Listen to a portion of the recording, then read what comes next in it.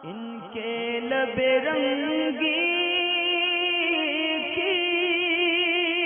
निछावर थी कि जिसने।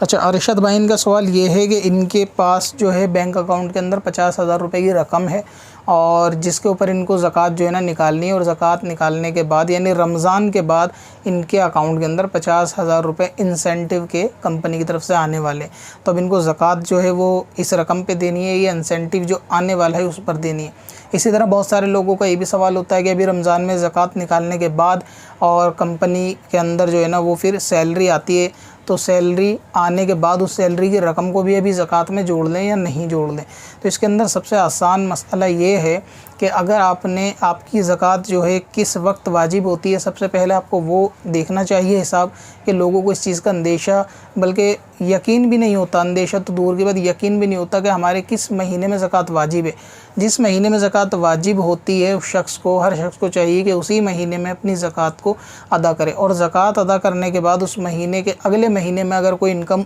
ऐड होती है तो उस पर फिर ज़कात नहीं होगी, बल्कि वो नेक्स्ट ईयर के अंदर काउंट होगी, यानी अगले साल उस पर ज़कात दी जाएगी। तो अगर आपका जो है ज़कात अदा करने का महीना वो रमज़ान ही है तो आप रमज़ान के अंदर अपनी मौजूदा रकम की ज़कात दे दें, और जो फ्यूचर में अमाउंट इंसेंटिव का आने वाला है या सैलरी का आने वाला है जो रमज़ान के बाद आएगा, तो फिर ये अगले साल के लिए काउंट होगा। यानी इसमें फिर नेक्स्ट ईयर के बाद ही देखा जाएगा कि उसमें क्या बचता है, क्या ख़र्च होता है। फिर जो बचेगा अगर ज़कात तक पहुँचेगा तो उसकी ज़कात उस वक्त दी जाएगी, अगर सारा ख़र्च हो जाएगा इस साल में तो ज़कात नहीं दी जाएगी। तो इंसेंटिव और अपकमिंग सैलरी के ऊपर ज़कात का ये हुक्म है कि ज़कात अदा करने के महीने के अगर वो बाद आती है तो अगले साल में काउंट होगी, और अगर ये कि उसी महीने में आ जाती है जिस वक्त ज़कात आपको निकालनी है, यानी मिसाल के तौर पे आप पर ज़कात जो है वो 25वें रमज़ान को वाजिब होती है और सैलरी भी 25 ही को आ जाती है, तो फिर जब आप ज़कात देंगे तो फिर उसको सबको काउंट करके दे दें।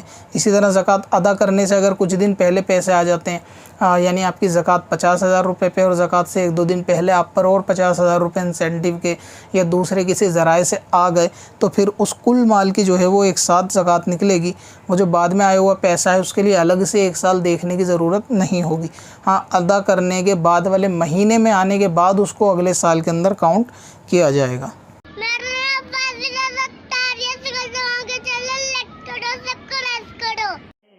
पत्थर में असल